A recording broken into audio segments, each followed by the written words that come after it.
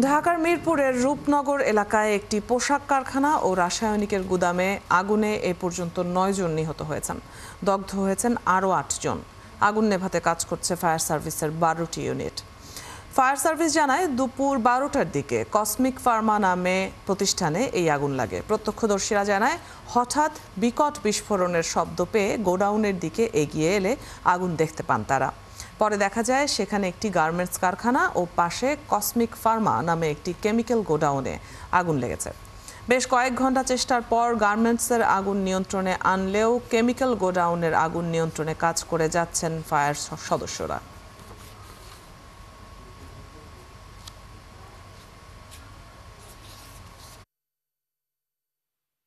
আমরা তো মেইন রোডে ছিলাম।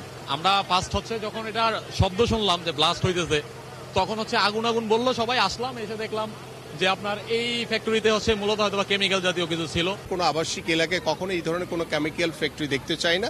বাট যারা এই বাড়ির যে মালিক, যারা প্লট যারা ভাড়া দিচ্ছেন বা যারা মালিক, তাদেরও সেই বিবেক, সেই বোধগম্য হওয়া উচিত যে আমরা এটা সঠিক কাজ করছি কিনা। এই ধরনের আবাসিক এলাকায় যাতে কখনোই কোনো কেমিক্যাল ফ্যাক্টরি না থাকে, সেটা ইনশাল্লাহ পরবর্তীতে বর্তমান যারা অন্তর্বর্তীকালীন সরকার রয়েছেন তাদের দৃষ্টি আকর্ষণ করব। ৩ জন ছিল, আরো ৩ জন, একটা ছেলে একটা দুইটা মেয়ে একসাথে। অন্যান্য ফায়ার ফাইটার যারা প্রথম ফার্স্ট রেসপন্ডার, তাদের থেকে আমরা যখন শুনলাম যে তারা অনেকেই চলে যেতে পেরেছে, বাট ইনারা হয়তো টক্সিক গ্যাস ইনহেল করেই ওখানে আপনার মৃত্যুবরণ করেছে বলে আমরা ধারণা করছি। তবে এটা বিস্তারিত অবশ্যই তদন্ত করে জানা যাবে।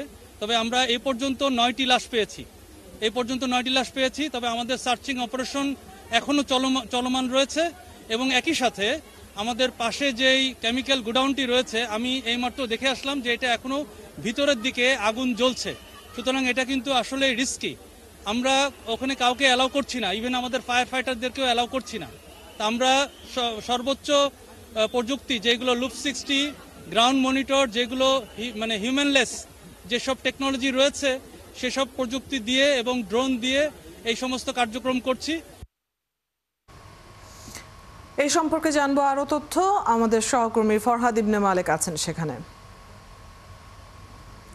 দুঃখিত, না, সহকর্মী নাদিয়া শারমিন সেখান থেকে যুক্ত হচ্ছেন আমাদের সাথে।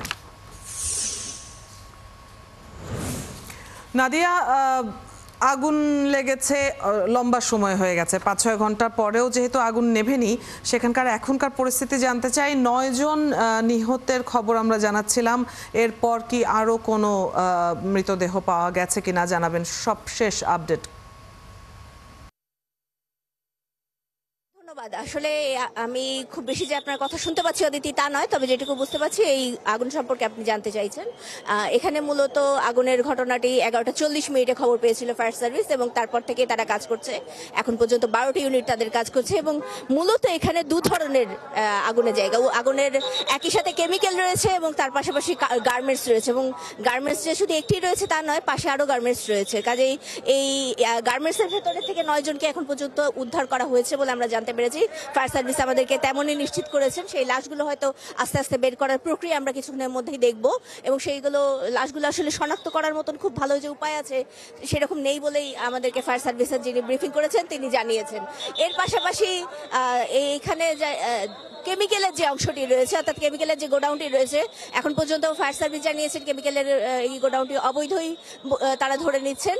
সেই কেমিক্যালের অংশে কিন্তু এখনো পর্যন্ত ফায়ার সার্ভিস ঢুকতে পারেনি, এবং আপনি জানেন যে গত কিছুদিন আগে কিন্তু দেখা গেছে ফায়ার সার্ভিস যখন কেমিক্যাল সমৃদ্ধ একটি জায়গায় যেতে গিয়েছিল, তখন কিন্তু অ্যাক্সিডেন্ট হয়ে নিয়ে ফায়ার সার্ভিসের বেশ কয়েকজন মারাও গিয়েছিলেন। কাজেই সেই জায়গা থেকে কেমিক্যালের বার্ন এবং কেমিক্যালের ইনহেলেশন বার্নের জায়গা থেকে কিন্তু বড় বিপদের জায়গা থাকে, এবং কি ধরনের কেমিক্যাল আছে এটা নিশ্চিত না হওয়া পর্যন্ত কিন্তু আসলে সেই জায়গাতে তারা ঢুকতে পারছেন না, যার কারণে তারা অপেক্ষা করছেন এই ভিতর থেকে পানি দিয়ে তারা এই আগুনটি, অর্থাৎ কেমিক্যালের যে অংশটি রয়েছে সেই আগুনটি নেভানোর চেষ্টা করছেন। যদিও প্রচুর কেমিক্যাল সেখান থেকে বেরোচ্ছে, যার জন্য সেই কেমিক্যাল টক্সিসিটি, অর্থাৎ কেমিক্যালের যে রাসায়নিক বিক্রিয়া, সেটি যাতে চারিদিকে ছড়িয়ে না পড়ে সেজন্য মূলত এখানে জনগণের যে ঢোকা সেটি নিয়ন্ত্রণ করা হচ্ছে একটা নির্দিষ্ট এরিয়া পর্যন্ত, এবং এই নির্দিষ্ট এরিয়াতে নিয়ন্ত্রণ করার মাধ্যমে তাদের যাতে কারোর ইনহেলেশন বার্ন না হয় বা পরবর্তীতে যাতে অন্যান্য স্বাস্থ্য সমস্যা স্বাস্থ্য ঝুঁকিগুলো না ঘটে সেজন্য সেটি নিশ্চিত করার চেষ্টা করা হচ্ছে। এখানে আমরা দেখেছি মাইকিংও করা হয়েছে লোকজনকে সরানোর জন্য, যাতে তারা এখানে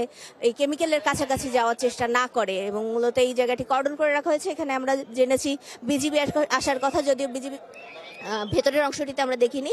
ভেতরের অংশটিতে মূলত সেনাবাহিনী যারা তারা রয়েছেন, পুলিশের পক্ষ থেকে কিছু লোকজন রয়েছেন, এবং মূল উদ্ধার কাজ এবং মূল যে অগ্নি নির্বাপনের কাজটি সেটি ফায়ার সার্ভিস করছেন, এবং এখান থেকে যারা স্বেচ্ছাসেবকরা রয়েছেন তারা অন্যান্য যে সহযোগিতা সেটি করার চেষ্টা করছেন।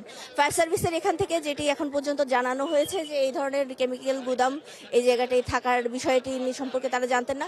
তারা এখনো পর্যন্ত কোনো মালিক বা এ ধরনের কাউকে পাননি, যার কারণে এখনো বলতে পারছেন না এর ভেতরে আসলে কতজন আছেন। যদিও এখানে যারা এসে কান্নাকাটি করছেন বা অভিযোগ জানাচ্ছেন এইরকম কয়েকজনকে আমরা দেখেছি, এবং সেই জায়গা থেকে আসলে আমরা প্রায় 9 জনের এরকম অভিযোগ পেয়েছি যারা তাদের স্বজনকে এখনো খুঁজে পাচ্ছেন না এই জায়গাটিতে এসে, এবং তারা মূলত এখনো খুঁজছেন। একটু যদি আমরা কথাও বলে আসি, কাকে খুঁজছেন আপনার